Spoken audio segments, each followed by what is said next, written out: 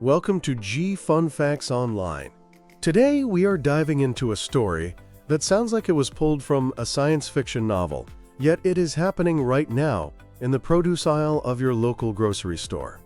In the grand, often overwhelming narrative of the global climate crisis, we are accustomed to looking for heroes in high-tech laboratories. We expect solutions to look like massive carbon capture facilities, bioengineered bacteria designed in supercomputers, or ocean-skimming barges the size of cities. We rarely expect the solution to planetary pollution to be sitting on a dinner plate next to a side of rice. Yet, a revolutionary breakthrough in the field of green chemistry has turned the spotlight onto two humble culinary staples, okra and fenugreek. These plants, often polarizing at the dinner table due to their distinct slimy or gummy textures, are proving to be formidable allies in the fight against one of the modern world's most insidious pollutants, microplastics. Research emerging from Tarleton State University has demonstrated that the very biological properties that make okra slimy and fenugreek gummy can be harnessed to trap and remove plastic particles from water with startling efficiency.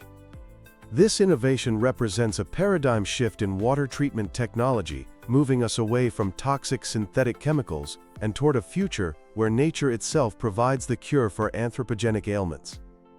Today, we are going to dissect the science, the crisis, and the future of this plant-based purification method, exploring how a simple kitchen ingredient could save our ecosystems from the plastic scourge. To understand the magnitude of the okra and fenugreek solution, we must first confront the scale of the problem. Microplastics, defined as plastic particles measuring less than 5 millimeters in length, are essentially the smog of the seas. Unlike a floating bottle or a discarded fishing net, microplastics are often invisible to the naked eye, yet they permeate every corner of the globe. These particles originate from two primary sources.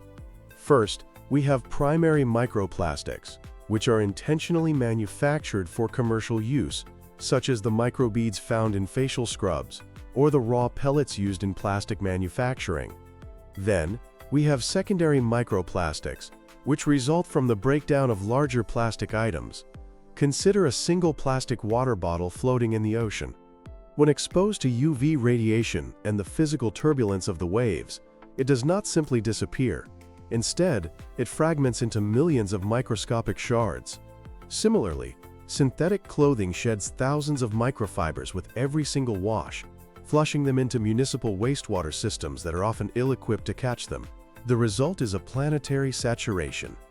Microplastics have been discovered in the deepest trenches of the Mariana Trench, in the pristine snows of the Antarctic, and alarming recent studies have found them in the placentas of unborn infants and strictly within the human bloodstream. They are bioaccumulative, meaning they build up in the bodies of marine life, moving up the food chain until they land on our dinner plates. The danger of microplastics is twofold. First is the physical obstruction. These particles can block digestive tracts in smaller organisms, leading to starvation. Second, and perhaps more sinister, is their chemical payload. Microplastics act as vectors or rafts for toxins. Their hydrophobic surface attracts persistent organic pollutants like PCBs and DDT from the surrounding water, concentrating them to levels millions of times higher than the background water. When a fish eats a microplastic, it is essentially ingesting a concentrated pill of industrial poison. The tragedy here is that our current infrastructure is failing to stop this. Current water treatment plants are designed primarily to remove organic waste and pathogens, not synthetic polymers. While they capture a significant portion of larger solids, billions of microplastic particles slip through filtration systems daily, re-entering rivers and oceans. This regulatory and technological gap has created a desperate need for a new approach, one that is effective, scalable, and, crucially, does not add further toxicity to the environment. This is where the principles of green chemistry come into play. The harnessing of okra and fenugreek is a textbook application of this scientific philosophy, which focuses on designing products and processes that minimize or eliminate the use and generation of hazardous substances. Traditional water treatment relies heavily on synthetic coagulants and flocculants. The industry standard is a substance called polyacrylamide. While effective at clumping particles together, polyacrylamide has a dark side. Under certain conditions, it can break down into acrylamide, a potent neurotoxin and potential carcinogen. Using a toxic chemical to remove a toxic pollutant is a zero-sum game that green chemistry seeks to end. The research led by Dr. Rajani Srinivasan operates on several key principles of green chemistry. First is prevention, preventing waste and toxicity rather than treating it later.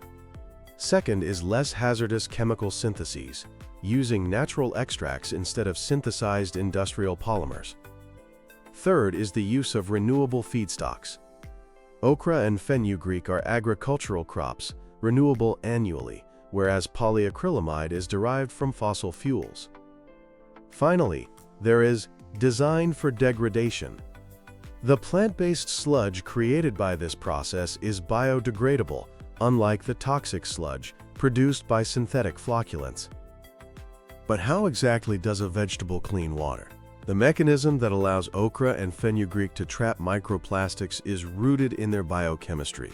Both plants are rich in polysaccharides, which are long chains of carbohydrate molecules. In the culinary world, these polysaccharides are responsible for the mucilage, or slime, that thickens stews and curries. In the laboratory, this slime acts as a high-powered bioflocculant. To remove suspended particles like microplastics from water, treatment plants use a process called flocculation. Microplastics in water are often negatively charged, which causes them to repel each other, staying suspended as a cloud rather than settling. Flocculants are introduced to destabilize this suspension. The polysaccharides in okra and fenugreek act as molecular bridges.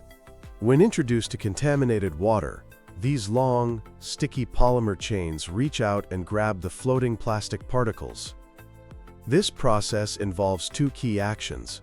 First is charge neutralization, where the plant polymers neutralize the negative charge of the plastic, reducing the repulsion between particles.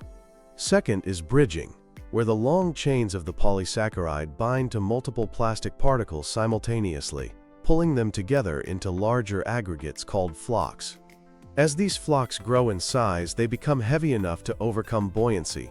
They sink to the bottom of the tank, where they can be easily separated from the clean water above. The result is a clear separation with clean water on top, and a biodegradable mass of plant matter and plastic on the bottom. Dr. Srinivasan's team tested various plant extracts, including tamarind, aloe vera, and cactus, but okra and fenugreek emerged as the superior candidates due to their specific molecular structures.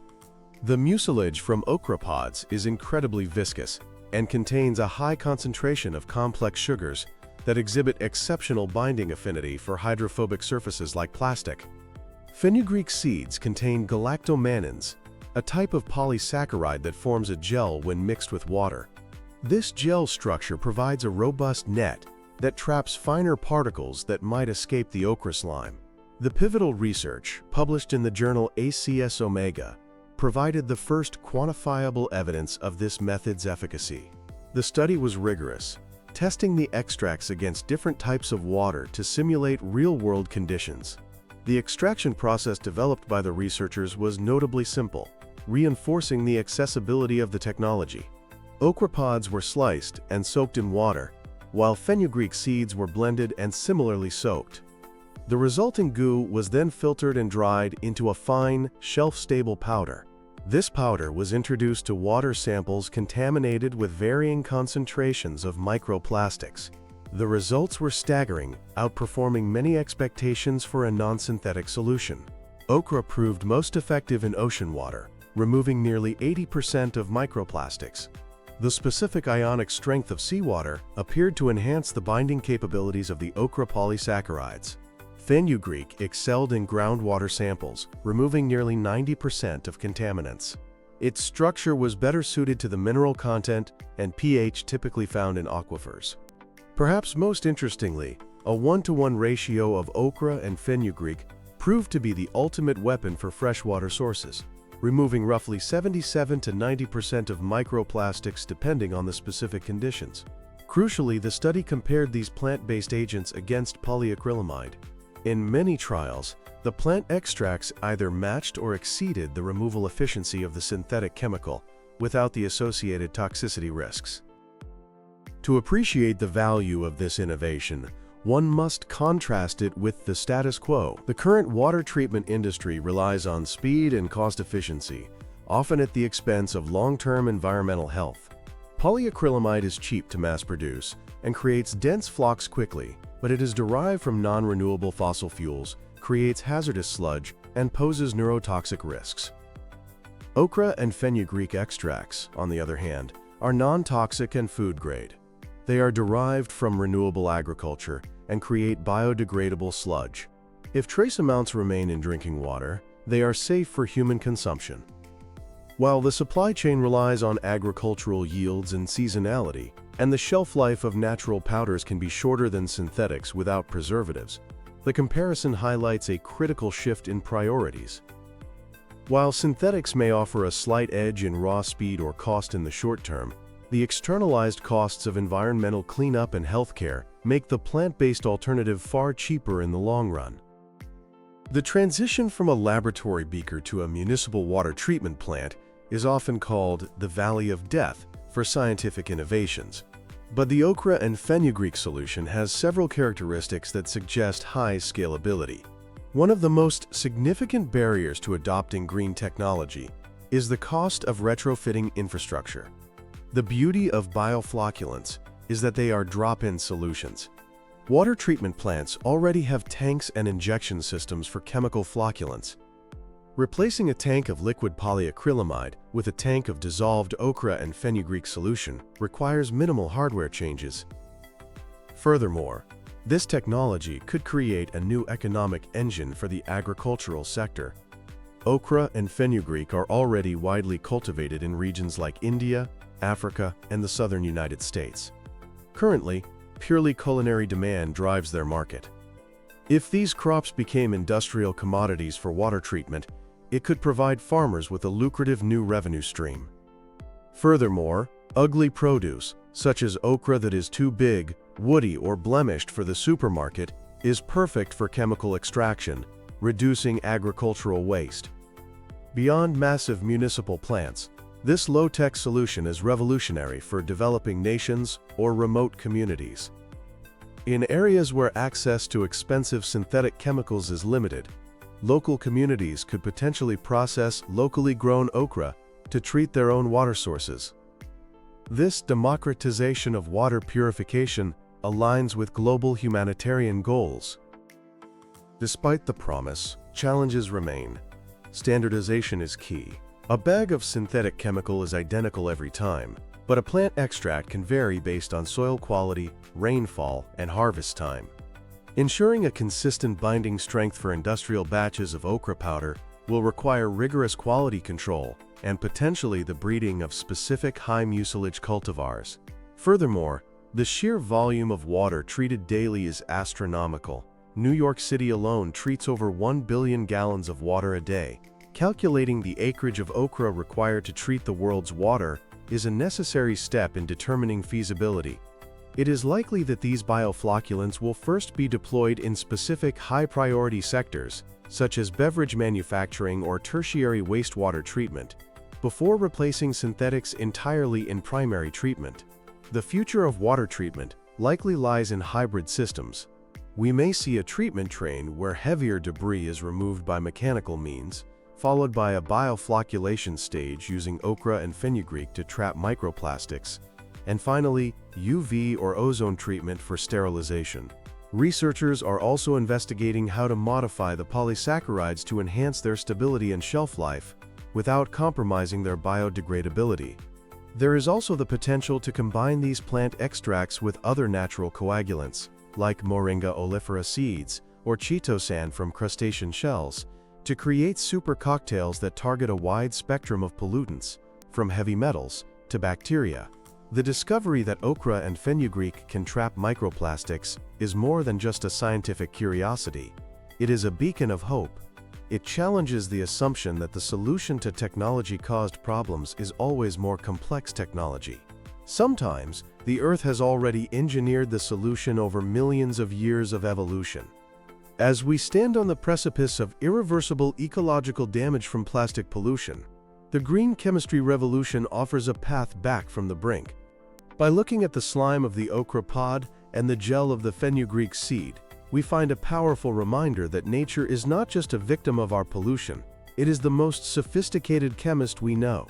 Utilizing these plant-based extracts allows us to clean our water, protect our health, and respect the environment, all without leaving a toxic footprint for the next generation. Thank you for listening to G Fun Facts Online.